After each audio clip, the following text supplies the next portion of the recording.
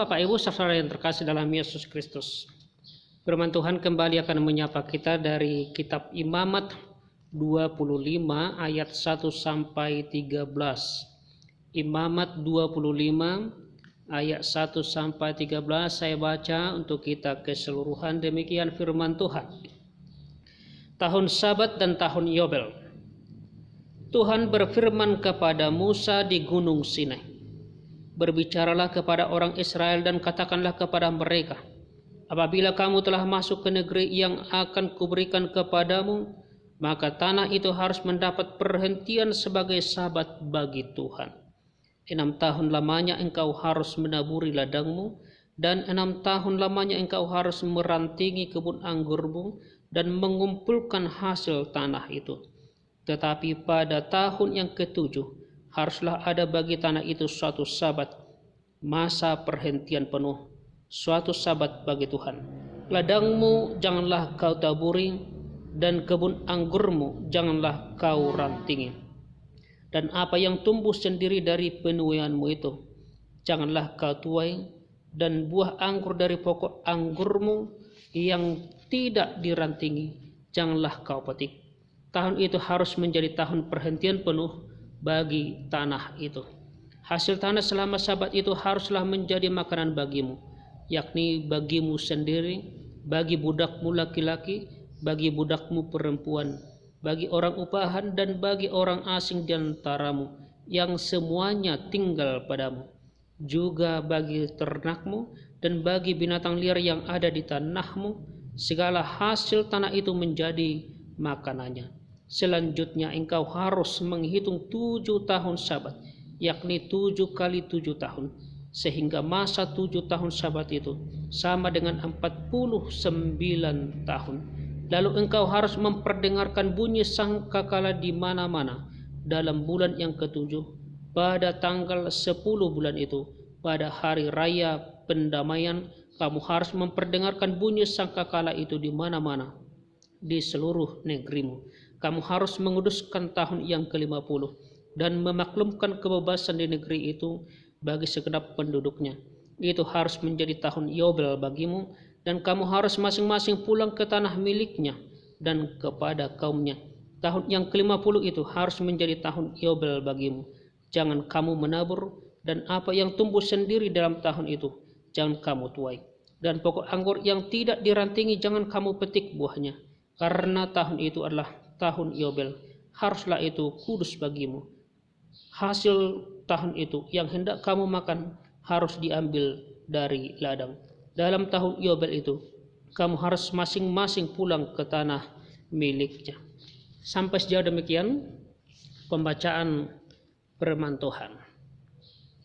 Saudara-saudara yang dikasihi oleh Yesus Kristus, yang menjadi terang tema untuk firman hari ini, panggilan memelihara alam.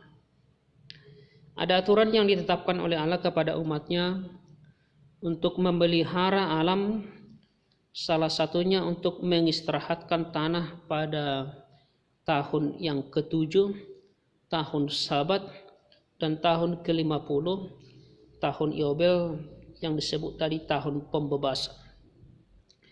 Perintah yang menyatakan bagaimana umat Tuhan memperlakukan alam, dalam hal ini tanah, supaya umat tidak sewenang-wenang. Walaupun sebenarnya Allah memberikan kuasa kepada manusia untuk menguasai bumi dan segala isinya, seturut dengan Kejadian 1 ayat 27 sampai 28. Namun bagaimana umat memperlakukan tanah, itulah gambaran bagaimana umat juga menghormati Allah.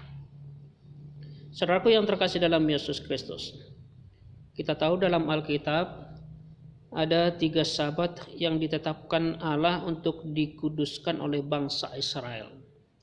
Yang pertama hari Sabat, yaitu setiap hari ke-7. Yang kedua tahun Sabat, yaitu setiap tahun ke-7. Dan yang ketiga tahun Yobel, itu tahun setelah 7 kali 7 tahun atau tahun ke-50. Sebagaimana firman Tuhan yang kita dengarkan tadi. Tahun Sabat disebut setiap tahun ke-7 semua tanah harus berhenti. Tidak bisa diusahakan. Tidak bisa diolah. Dan apa yang tumbuh di tanah itu diperuntukkan untuk umum. Dalam ayat 2 tadi, kamu harus menghormati Tuhan dengan cara ini.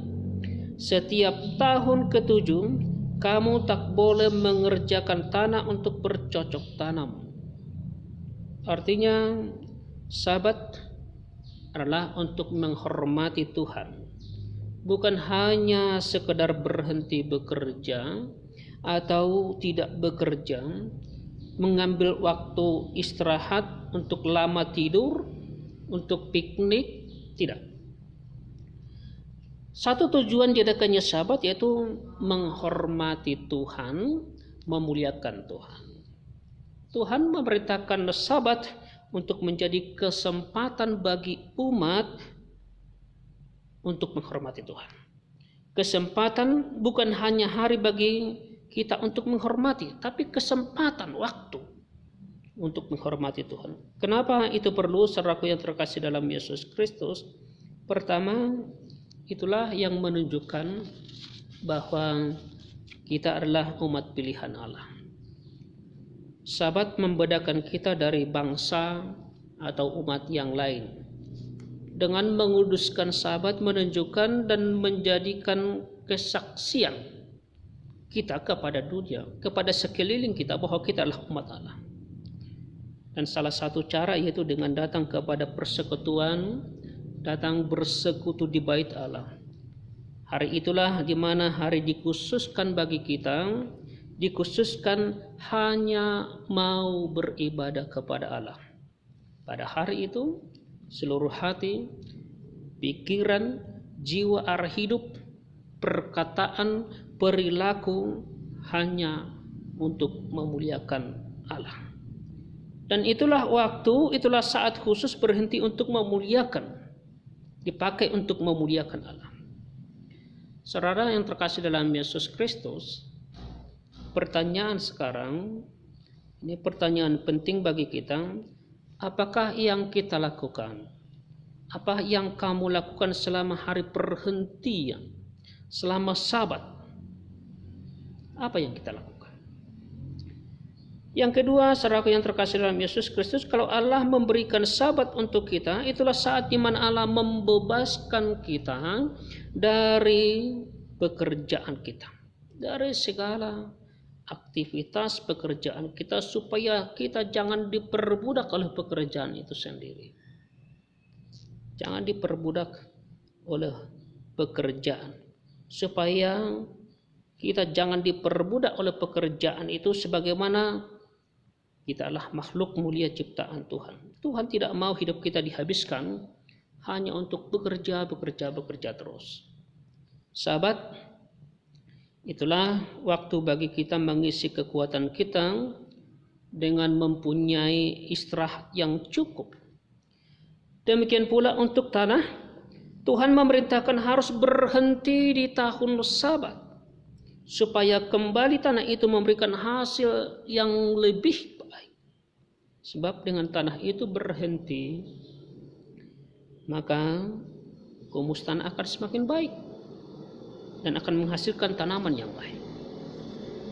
Yang ketiga, saudaraku, di tahun Sabat dan tahun Yobel, disitulah iman kita diuji, bagaimanakah keyakinan kita akan pekerjaan Allah yang selalu menyediakan kebutuhan kita. Karena 1 tahun kita tidak mengusahakan tanah, dari mana kita bisa memperoleh hasil untuk makanan kebutuhan kita. Tapi tahun Sabat adalah ujian bagi umat, ujian bagi kita yang menamai diri sebagai umat Allah. Apakah kita benar-benar percaya dan mempercayakan diri kita kepada kuasa Tuhan, kepada Dia, bahwa Allah sanggup menyediakan makanan kita bagi hidup kita dari apa yang sudah kita kerjakan itu. Seperti yang Tuhan lakukan kepada bangsa Israel dalam perjalanan keluar dari Mesir menuju tanah Kanaan. Mereka harus mengumpulkan mana setiap hari selama 6 hari, dan mereka tidak boleh mengumpulkan untuk hari esoknya lagi. Tetapi karena perintah Allah yang berkata tidak busuk, kalau tidak dikumpulkan maka pada Sabat memang tidak ada yang busuk. Saudaraku yang terkasih dalam Yesus Kristus, jelas dari situ kita mengerti Allah yang kita percaya itu, Allah yang kita percaya itulah pemegang kendali segala yang ada di dunia ini. Persoalannya kembali sekarang, masihkah kita percaya bahwa Allah itu juga memberikan kebutuhan kita walaupun tahun Sabat, walaupun tahun perhentian? Kalau Tuhan memerintahkan Sabat, Tuhan juga menyediakan apa yang perlu di hari Sabat. Yang perlu bagi kita, yang perlu bagi umat Tuhan, kita taat, yakin akan pemeliharaan Tuhan, yakin akan pemeliharaan dan penyertaan Tuhan. Saudaraku yang terkasih dalam Yesus Kristus, satu hal yang perlu Tuhan mau tunjukkan melalui tahun Sabat, yaitu bahwa hidup kita sama sekali bukan tergantung kepada hasil kerja keras manusia. Hidup kita tidak tergantung kepada kerja keras kita. Dan ini harus kita ingat. Banyak orang yang beranggapan bahwa dengan kerja kerasnya sendiri, dengan kekuatannya sendiri, dengan usahanya sendiri, dia memiliki apa yang dia impikan dalam dunia ini, di dalam hidupnya di dunia. Sehingga kerjanya hanya bekerja dan tidak mengingat hari Sabat, tidak mengingat hari perhentian, lupa bersekutu dan memuliakan Tuhan. Melalui tahun Sabat mengajak kita taat.